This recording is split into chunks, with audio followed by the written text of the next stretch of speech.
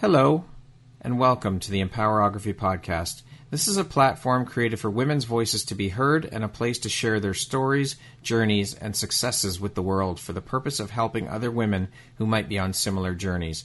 We are empowering women one episode at a time. I'm your host, Brad Walsh, so kick back, grab one of your favorite beverages, and enjoy the stories.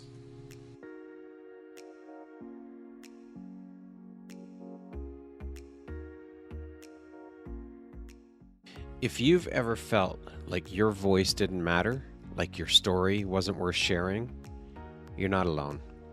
At the Empowerography Live in-person conference this year, we brought together voices from around the world, women who chose to stand up, speak out, and share stories that changed lives. And here's the truth. Your voice matters too. If you've ever felt that pull to share your story as a guest on a podcast, to start your own podcast, or step into your power, this isn't random. It is your invitation. Head over to empowerographypodcast.com and see how you can turn your voice into impact, because your story isn't just yours.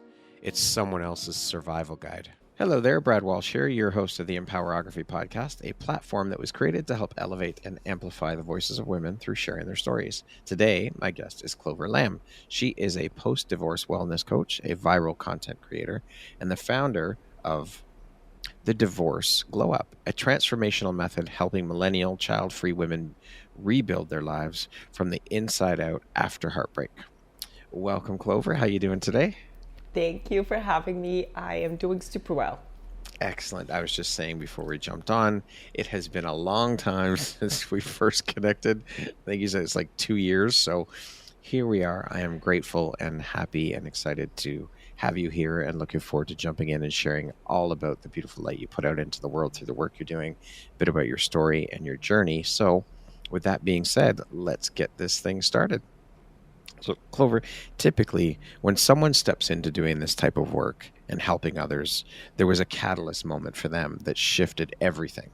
What was that moment for you, and why is doing this work so personally important to you? I remember my business strategist said one thing. He said, "You are most powerfully positioned to serve who you once were." I really had to sit with who I was, because there were many variations of me throughout my whole life. And I realized the catalyst to my whole story to become who I am today was my divorce. Right. It was really the rock bottom that completely put me into a different trajectory that I would never imagine where I am today. So I'm really grateful for the divorce, but it's now the medicine that I bring for other women as well. And so why is this work so personally important to you then? First, it's my personal story, so I understand the pain. It feels like death, but a rebirth as well. And I feel that it's the ego death, the experience, the rock bottom that a lot of women face and don't know how to navigate. Right. And not have the right support to go down the path of empowerment or the path of victimhood.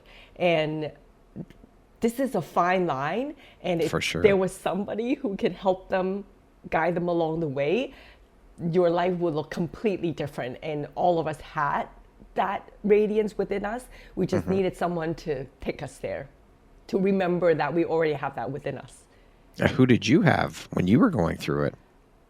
Actually, nobody. And that is why I created the whole Glow Up.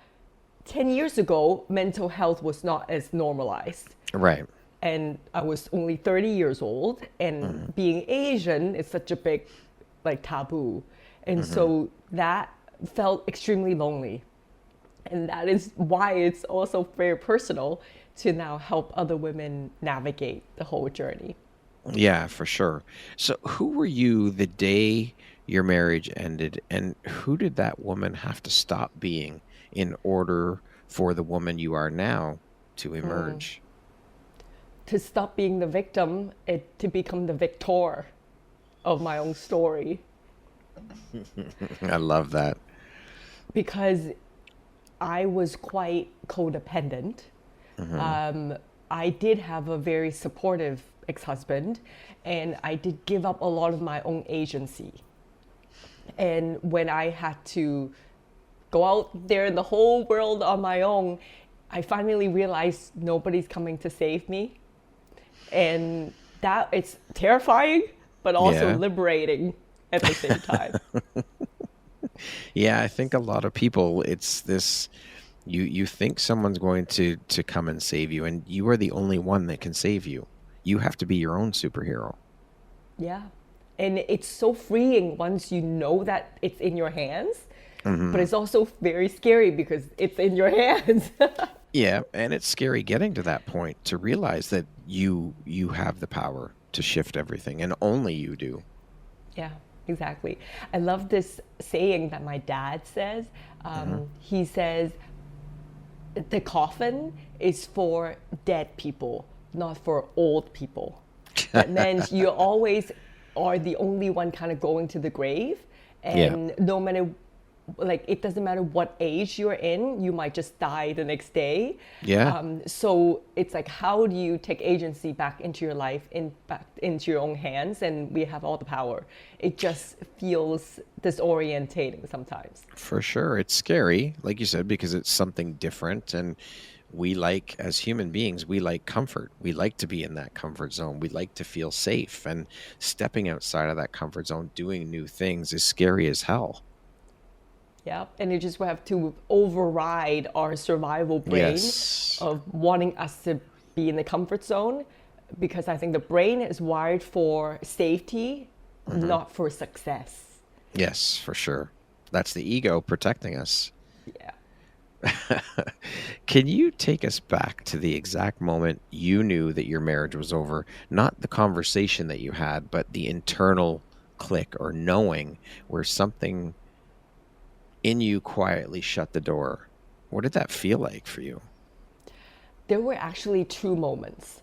So the first moment, I have said that over and over again, which is 2 months before the divorce. I remember just getting ready for work, looking at myself in the mirror, and I heard a voice whispered, "You don't love him anymore. You only here for security." And at the time, I was like, this doesn't make sense, because he's like 6-pack, 6 feet in finance, perfect man. And so I didn't think that we would ever get divorced. And so I really brushed that voice aside, thinking that it's just nonsense. And lo and behold, 2 months later, my ex-husband asked for the divorce. And so that was really devastating.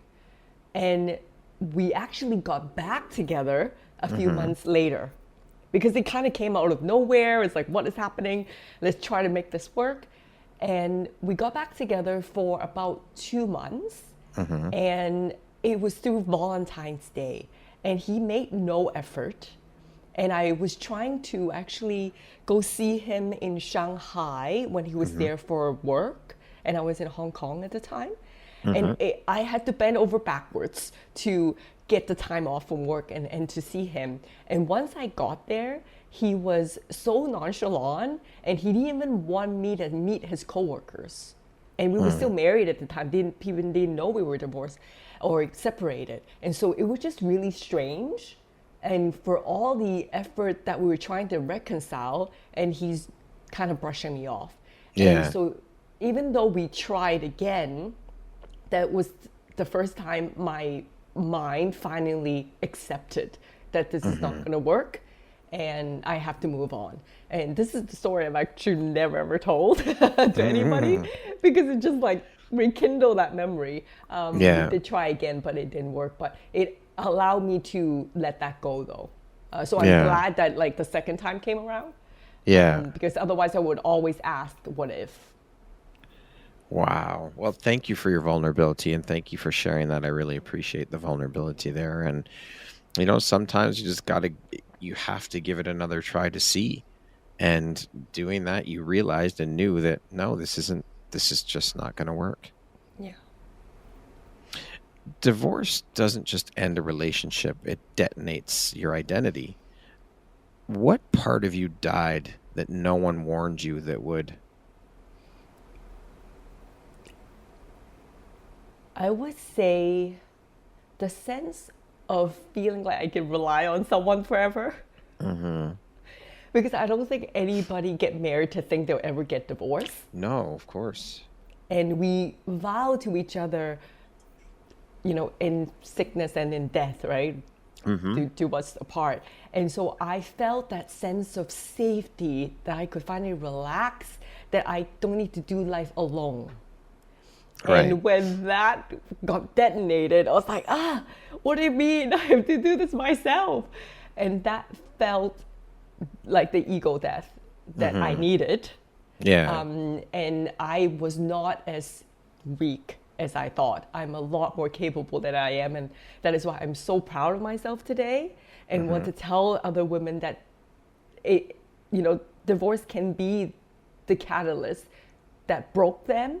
Yeah. But it breaks them open so they can actually reclaim who they're born to be. I think that's very common. We don't realize just how powerful and strong we are. We always underestimate ourselves and don't think we're as strong as we are, when in fact, we are a lot stronger than we give ourselves credit for.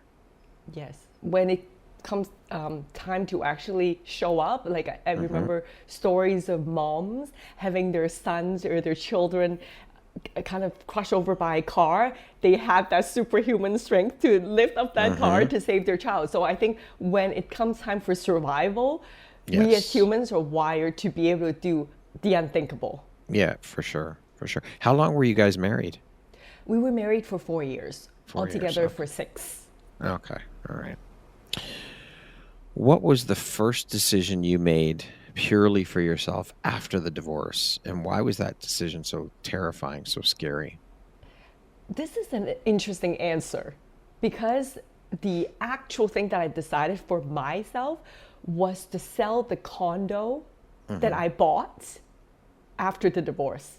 So the conventional thing to do would be buy a place where you sell now, you can feel safe, you have shelter. So I did that because society says you should do that. But what I actually did for myself is to sell it, to invest that equity into the stock market, which is also crazy to my parents.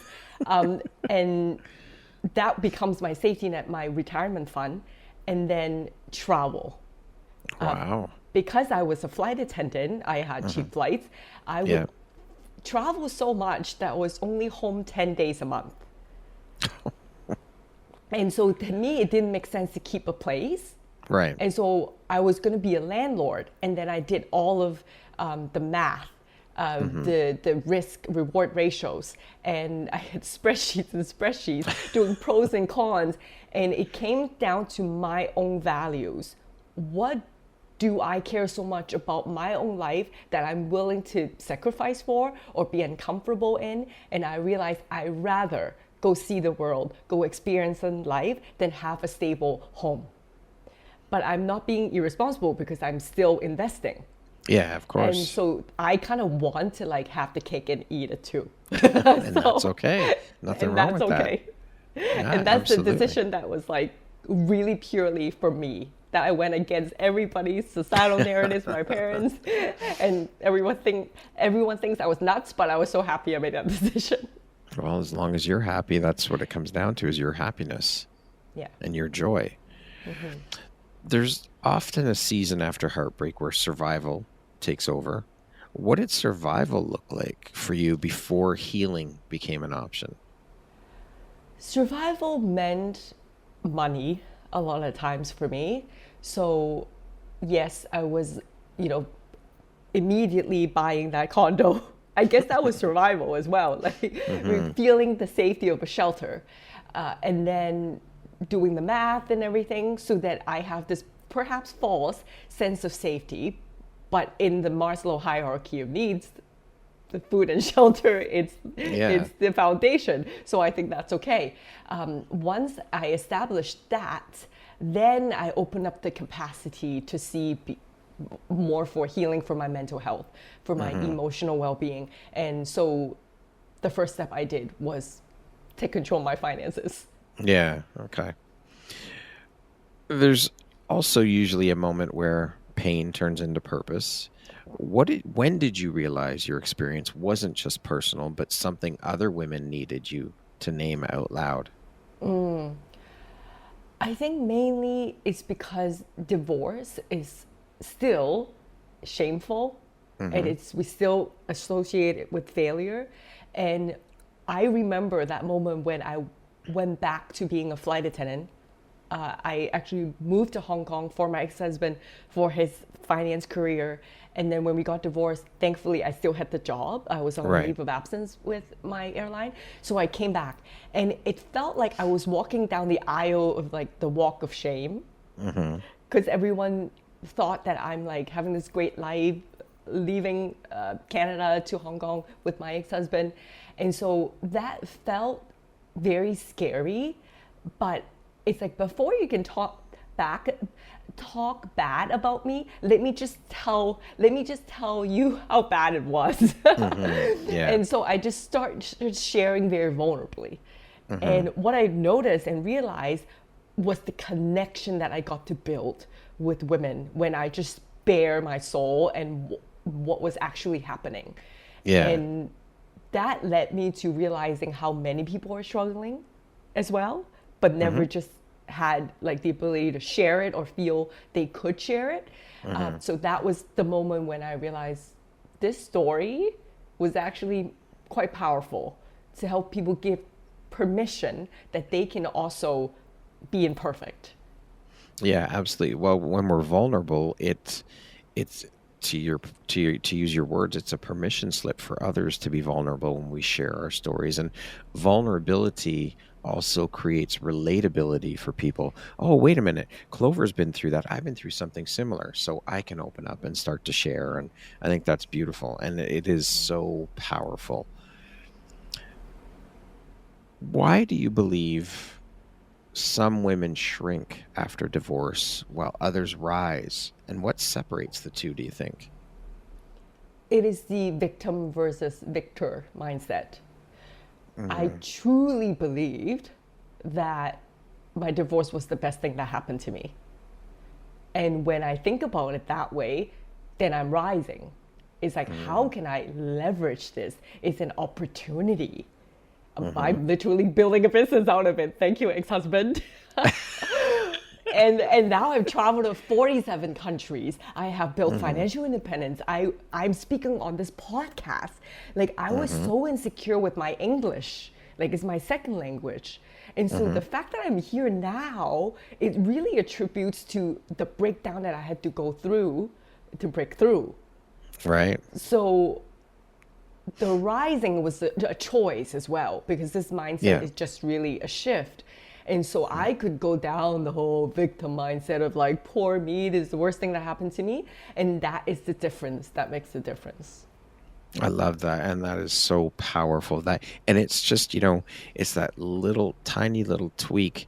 And it seems such a small thing, but it takes a lot to get to that point, to be able to shift it. It's what do they say? How's that saying go? It's simple, but it's not easy. Or is it's easy, but it's not simple. I can't remember which one, but it's that mindset shift for sure. And that's huge. Yeah. You have to get yourself out of that victim mentality and that victim mindset for sure. Because that's not serving anyone, least of all you. No. It's still the ego, right? I think the ego has both sides. The ego kind of keeps you safe by telling poor you, but there's the ego that overinflates and overcompensate as well, right? Yeah. And so how do we come to the point of, okay, how am I able to use this and leverage this to maybe overinflate your ego a little bit and like kind of use it to your advantage? For sure. If divorce is an initiation, what is the lesson women are being invited to learn, but they often resist it? I have this analogy. I call it the radiant self-reclamation. And that's why my brand's called the Divorce Glow Up. So imagine you were born as a baby. It's pure, perfect, right? So I associate like a diamond. A diamond is shiny, it's resilient. It has this unique blueprint. But life happens, divorce happens, childhood trauma happens to all of us. We create all these masks to cover this diamond. We harden, we try to protect ourselves by being not ourselves. And the more we build these masks, the further away we're from our radiant self, from that diamond we were born to be. I truly believe that the divorce was that cracking of those masks. Be like, hey, you've gone way too far. And it beams a light into all these masks to tell you to unmask them. So once you take off these shackles that society tells you, unlearn the conditioning, then you can come back to the radiant self you were born to be. And so I believe that divorce was that unraveling of your being. Yeah. So then you can come back to the shining self. I love that analogy. And that conditioning, that's a lot of shit to get through and to break and to shatter. And it keeps us stuck, that conditioning. And it takes a lot. Again, part of it is the mindset shift around it and stepping into the new identity, the new person. Or actually not step into the new person. It's remembering who you were. Exactly. It's a remembrance. Because you were born perfect already. Yeah, exactly. How can a woman rebuild self-trust if she feels like she ignored her own red flags for years? Build evidence. Because I also believe in the affirmation, self-belief. But if your body doesn't believe your mind, it won't work. Because you will just self-sabotage. So build such small wins. It's almost inevitable that you will win. And when you see more of those evidence stacked in your favor, you start to believe them, that you are capable. And everyday things such as, what am I going to wear today? Maybe it used to be something that my ex-husband to tell me that what to wear. But now I'm like, I'm going to pick it and like own it. Right. And then you have full see autonomy. Other people, exactly. And when you see maybe other people complimenting you on it and then you feel good, you get that positive reinforcement. And you do that enough times over and over again, just like a muscle, you get better. Yeah, the wins don't have to be huge. They can be tiny, tiny little wins, but it's a win. And they will stack, as you said, stack on top of each other, build the confidence, all of that stuff. I love that. Thank you for sharing that. What's one subtle way that you've seen women betray themselves post-divorce that looks like being strong, but is actually emotional avoidance? That's a really good one. I navigated that a lot. And I always did to say, like, I still navigate that. Yeah. Yeah, because society still tells us to be strong. I think post-divorce or just any post-hardship, I would say stop shaming the shame. Because when we shame ourselves, we get into resistance, we get stuck. But then the thing is like, you have to be strong. That's shaming. And then we shame ourselves like, okay, then why am I so weak? That's shaming. But I also say, well, I shouldn't, why am I shaming that I'm strong? That's like another layer of shaming. Right. So it's just allowing yourself to be whatever state you're in right now. And ironically, that dissolves the resistance, right? It's because what you resist persists. Yes. So it just accepting that you're where you're at and it's okay. And you can Giving take yourself small steps. grace and space around it. Yes. And all you need is take one step and the staircase will appear. Because a lot of us are like, I'm going to get to this final destination, but it's too daunting. Yeah. It's always in the little tiny moments that gets you there. And that might be a trajectory you've never even imagined, right? So what can you control? That one little step every day. That's it, right? When you look at a staircase, don't look at the whole staircase. Look at that step in front of you. Take it one step at a time. Like you said, when you look at the entire thing, it gets overwhelming and it's like, oh my God, that's too much. I can't do this. So if you look at it as one step at a time, it makes it that much easier. And next thing you know, you're at the top of the staircase. And you look down and you're proud of yourself for how far you have come. Absolutely. Absolutely. What daily practice actually changes a woman's relationship with herself? Not someday, but now. Like what daily practice can bring immediate results to start? Acknowledge yourself for the small wins. I think the brain likes to see what's wrong, and that's great for self improvement, but also reward yourself too. Because positive reinforcement works, negative reinforcement doesn't stick. So, this is a reminder for myself because I sometimes default to that as well of like, oh, what else can I fix versus what can I be proud of today? And when you do that enough times, things start to shift positively. Yeah, just like I think the whole lesson today, it's like micro learnings, micro habits that changes the entire game. It's like compound interest or the plane analogy where if you're flying a plane, well, not that we are, but if you do like 1 degree shift, you can actually completely change the destination. Right. Right? So that's how much of a significance it makes when you just do that every single day. Yeah, the underlying theme of today is micro shifts for sure. Small, small steps will get you there. For the woman listening who's still in emotional free fall after divorce or heartbreak, what is the first thing she needs to stop doing, even if it feels like survival? I would go back to like stop shaming the shame. Because you feel like, oh, I'm a failure. Why am I here? Like ruminating on the past. But it's like, wait, like remember that it's keeping you stuck, right? Like, does it work? It actually feels so good to the ego, though. Being a victim feels very validating, right? Because it gives them more certainty that maybe that is if I'm telling myself that I'm not good enough, then it actually kind of give my ego a reason why it happened. So it's a certainty that it needed. So we're gonna break that cycle. How do we break the cycle? It's like even acknowledging that you're shaming yourself. That's the first step. And you're like, okay, I'm shaming myself. Interesting. Like just seeing it as an observation. Yeah.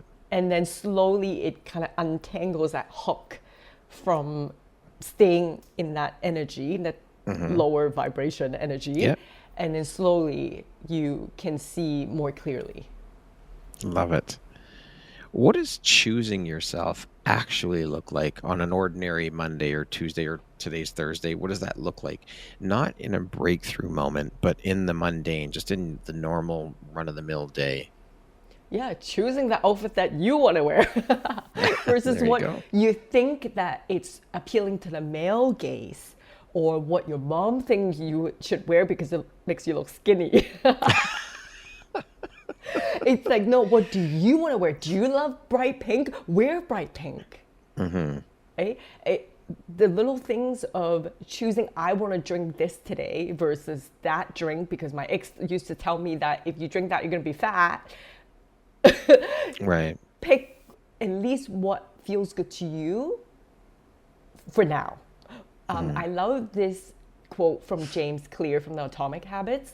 Standardize before you optimize. So it's like do the things first of choosing yourself every day and you can refine that decision later. Yeah. It might not be like the best for your health, but at least you're able to choose yourself and that's standardizing it. Right. I'm just curious, how did this whole thing, your divorce, impact your relationship with your parents? Because you mentioned cultural at the beginning. How did it affect your relationship or impact your relationship with your parents? Mine is interesting. My parents are divorced as well. So that, in a way, yes, it's shameful, but it's not in my family. Okay. So I more had to kind of go back to revisiting like what is the shame that I was feeling of being like a failure and not being enough was actually not so much my parents. It was actually more like the Asian conditioning actually came from my ex-husband. Oh, okay. So he was like, my parents never told me you need to be a doctor, engineer, or lawyer, or a Right. failure, So right? it's not the It wasn't typical. me. It wasn't typical. So I'm grateful that I didn't have that. They were supportive Right. with me coming back. But me being hyper independent, I like Yeah, didn't really that's a need their different help. story. That's like a different story, but at least that part. I didn't have the heavy, I guess, judgment that I had to Right. face that a lot of women would. Okay, I was just very curious about that because you had mentioned the whole cultural thing at the cultural beginning of the part. interview. Yeah. Yeah. What boundary is non-negotiable for a woman who wants to stop repeating old relationship patterns? Don't get into intimacy so early. Just feel desirable. Well, coming from someone who totally made that mistake. Everything that I say today is because I made all the mistakes before. Because it will feel very empty.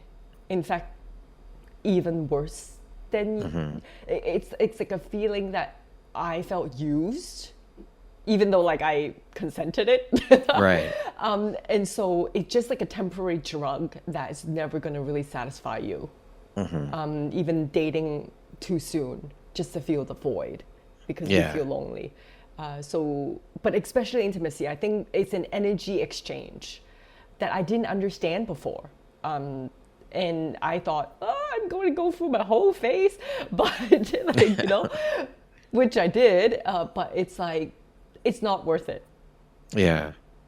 Okay. How do you help women rewrite their story without becoming hardened, bitter, closed off to love? That's a really good one. I have to sit with this one for a bit.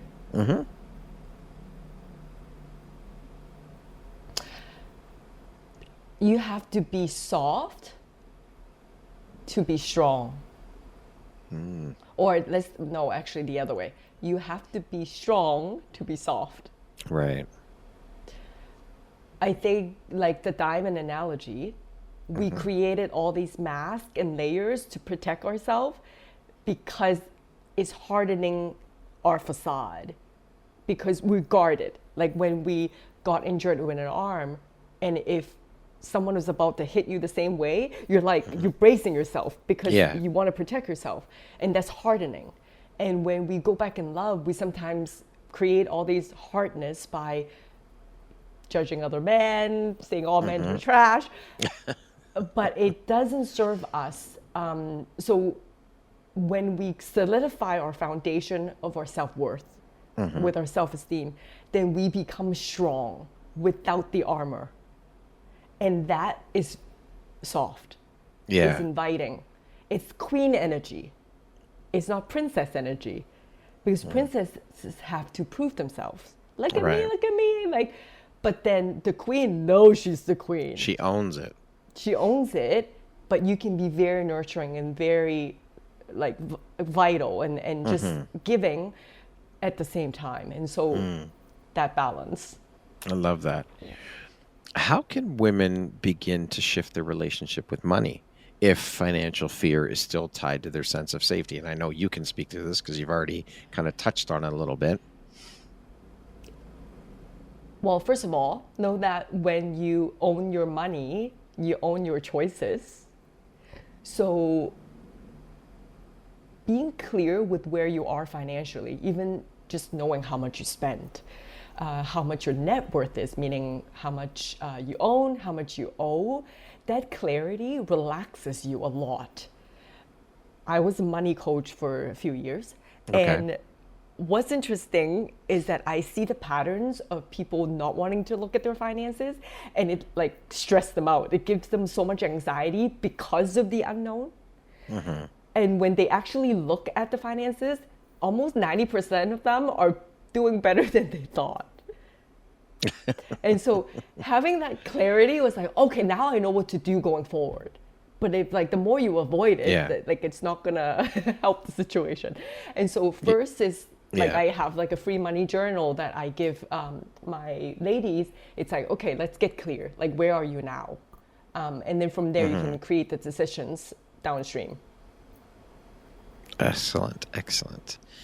When a woman has never been financially sovereign before, what is the first internal shift that has to happen before the external money follows? You don't have to be smart to be good at money. You don't have to have a PhD in math. In fact, just grade school math will get you to learning how to take control. A lot of the times, I was especially very financially intimidated. My ex-husband was a finance bro. And a lot of the clients that I help with money coaching, all of us were very scared to invest, to look at our money because we think that we cannot. Right. So the first shift is remembering that no, anyone can learn it. Allow yourself to learn it. Allow yourself to do it. I would say that is the first shift. Give yourself permission. As mentioned off the top, Clover, you are the creator of the Divorce Glow Up, and I know you mentioned it. Can you tell us all about that, when you created it, what inspired the creation, what it's all about, what's involved? Tell us all the things, the Divorce Glow Up. Yeah, I wanted to create a safe space for women to come reclaim the diamond, the radiance they have always been buried underneath. And because my own story of sharing my pain and turn into my purpose has gone viral quite a few times in different platforms. And when I'm trying to create my own business, I'm trying to see, who can I serve? And that divorce makes the most sense Right. because it's the ikigai, like the sweet spot where people are struggling. It's kind of a taboo topic that people don't really talk about, but there are so many elements because of the ego death and the lifestyle, the money, everything, self-worth that is tied to your ex relationship that nobody teach you how to reclaim. Right. And so I could see that I've gone through that myself. And because it was a lonely journey for me and nobody was there to guide me, and I wanted to create that roadmap for other women to walk through. And so also I'm kind of a generalist. I love to dabble in like everything. And so this is just also an excuse for me to talk about all the healing, all the self-development, all the like fashion style. Like I used to be a personal trainer as well. Like I was in the military. Like they're just like, all the things that I've done. It's like I can put everything together and talk about them selfishly as well. So what is the like you have a program that you put the women through. So what is the program? What's entailed in the program? Like, is it a 4-week program, an 8-week program? Yeah. So I start off with a 7 days glow up reset. Okay. Because after divorce, after survival, you feel exhausted. So I want to create a 7 days challenge or self-care ritual for them to exhale, for the nervous system to exhale, to feel that they can trust themselves again, right? To reset their style, pick an outfit they would love to wear, maybe declutter their home and make them feel safe again and comfortable again in their own environment. Do meditation that makes their body feels good. So after 7 days reset, it's not just the mind, it's more the body, at the body level. Then, if they want, then they can go into the 90 days makeover, I call it. Okay.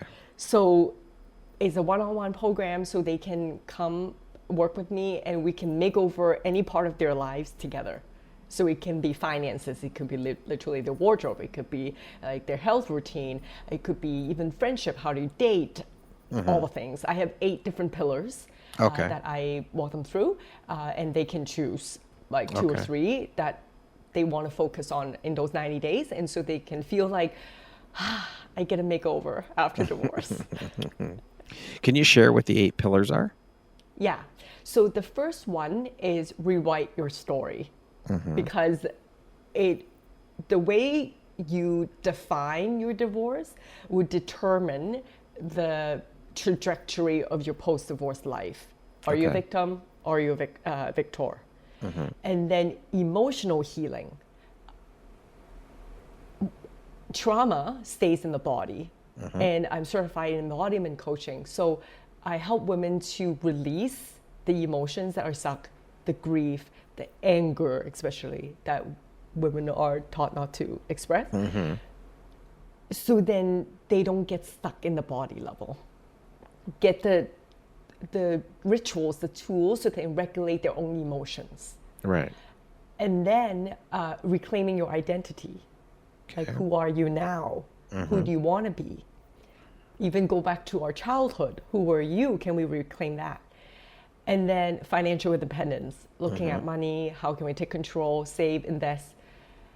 And then lifestyle design, because Okay. you've been living with someone else. Like, Yeah. how do you even want to live? Like a day in your life? Yeah. And then health and wellness, right? Because especially a lot of women in my sphere are in perimenopause. Right. And so I come from a place of I want you to be so sovereign, so complete as a person. If we have a partner, bonus. If we don't, still gonna live our best lives. Yeah. So that means we want to have to take care of our health in our old Yeah. age if we are gonna be single. So that's not just the physical glow up that most people think. It's Yeah. really like, how can you take care of yourself, just like finances, so then we can live a long life healthily. Right. So right. that is, it's the premise of health and wellness. And then it is then aligned friendship, Okay. because we lose friends. And you go into a different chapter of your life. Most friends might still have kids, and now you got nothing to talk about. You might be that cool aunt who travels the world. and so you're in a different chapter. And once you do that, sometimes the conversations are different. Right. As much as people sympathize, they might not be able to empathize if they've never been through it themselves. True. So I remember that distinctly. People were supporting me. I was 30, nobody got divorced. I'm like, what did I do? Yeah. So finding a new circle of friends who get you, who support you, who got you back, is so important. And that means that you learn to set boundaries and not people please either, just to have friends. And, you know, maybe currently you have toxic friends in your life, and how do you navigate that? Right. And eventually dating from wholeness. And that's the last pillar, the last pillar, Yeah. because we want to make sure we have the right foundation. But the mistake that I made was like I jumped into dating in like my second pillar without doing any of the work, which then I got burned over and over and over again. And that is why I want to help women prevent that mistake. Yeah. Well, you learned from your lessons, and this is what came out of it. So it's a beautiful thing, because now you're helping other women through your learning, which is great. That's it. So the divorce glow up, I mean, glow ups aren't just about aesthetics, as we just talked about. What's the inner glow up that no one posts about on social media? I actually would say is self-peace. The acceptance of that the marriage failed doesn't mean you failed. Nobody's perfect. Over 50% divorce rate, not that uncommon anymore. And so when you can finally realize who you are and the things that you've gone through and maybe the mistakes that you made, and being at peace with that, that is so confident. That is so magnetic. That is so attractive, because most people keep striving for external validation and Yeah. approval. Yeah. And you kind of flip it around and be like, oh yeah, I got divorced. Well, look at me. I'm still going to glow up anyways internally, which then ultimately reflect externally. Yeah, absolutely. If a woman listening right now is terrified to leave, or terrified she already has, what truth does she need to hear? Not to feel better, but to wake up. Yeah, nobody's coming to save you. You really sit with that and really believe that, it gives you the agency to start taking action. That you're not waiting for someone, a Prince Charming, to come.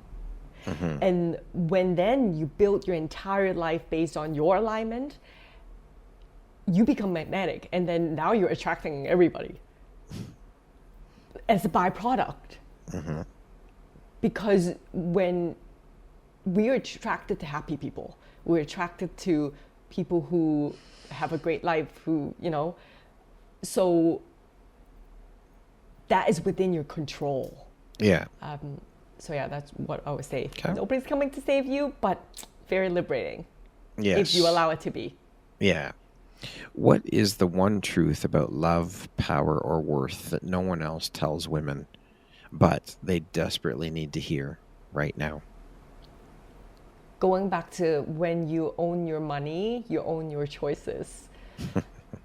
Even if I were to go back into a relationship, yes, I would love the man to provide, but it's the ability to walk away Right. that gives you the respect for yourself and for the man to not to take you seriously. Yeah. And also to know that you've got your back. Like, safety is such a big thing for women. So it's, you have the resources to put food on the table. Then when things go sideways, you can walk away. Right. And you'll be not okay. just from a relationship, exactly. But from a job, for example, I just quit my job 8 months ago from a 20-year flight attendant job. I quit and moved to Southeast Asia. And so it was not serving me anymore. And allowing that to happen, it's like the ultimate power move. Yeah, for sure. Well, kudos to you for taking that step. It's scary to leave a comfortable, safe career. So kudos to you for doing it. Congratulations. Thank you. What do you think your unique skill set or superpower is that's helped you become successful?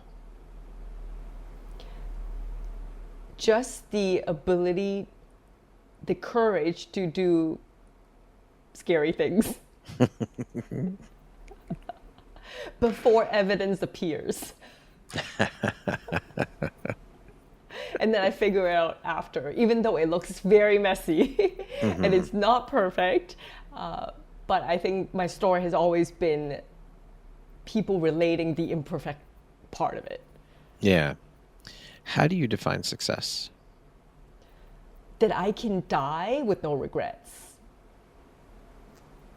What does the word empowerment mean to you? To reclaim the power already within you. Ooh, I like that. That's beautiful. Okay, we're going to jump into a little rapid fire section. So the next grouping of questions just be 1, 2, 3 word answer type thing, okay? What is your favorite way to celebrate? Sing. Use one word to describe your 2025.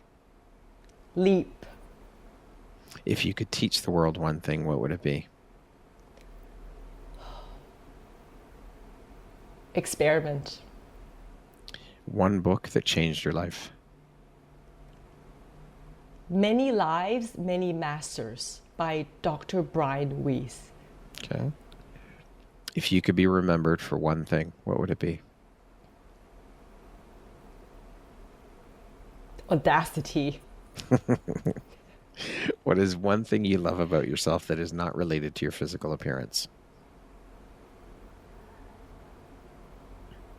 There's actually a lot of things I love about myself. That's good. Which is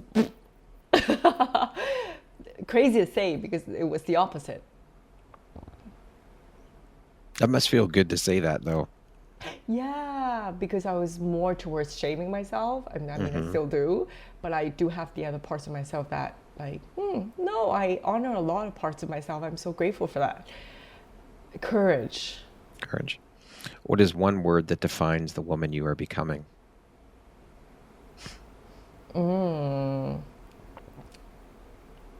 Impact. That concludes our rapid fire section. Now back to our regularly scheduled program.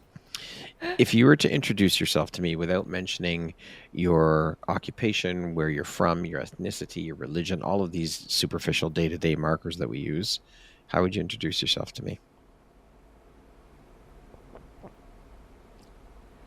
I'm someone who loves variety until I don't.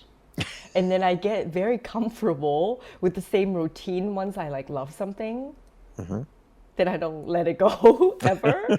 And I just repeat it over and over and over again. So I moved to Southeast Asia, and so many people think it's like very glamorous, you get to travel. And meanwhile, I'm like here every day going to the same cafe, go to the same like co-working meetups because I love it.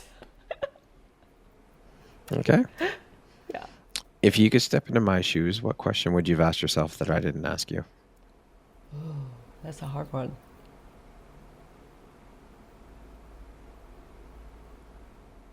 What is the one thing you're most proud of? Okay, go ahead. Being able to finish military training in Canada. Wow. Okay. And realizing that I was a badass. And just have to You still are a that. badass.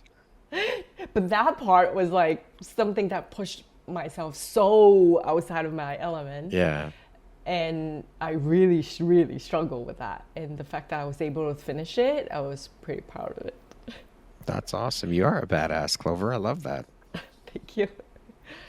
If you had the opportunity to sit down and have a 1-hour conversation with one woman, any woman in the world, who would it be and why? This is really hard because I want to say nobody. It really sounds horrible because I'm creating my own story. So I think every woman has their own, and I admire everyone, but at the same time, you know what the women would be? Like my higher self, I guess. Okay. I love that. Yeah. If you could go back and give your younger self one piece of advice, what would that piece of advice be? You're more capable than you think. Lastly, if you were to deliver your last 30-second speech to the world, your tribe, your people, your corner of the world, what would that last 30 seconds sound like? What words of wisdom would you impart? Wow.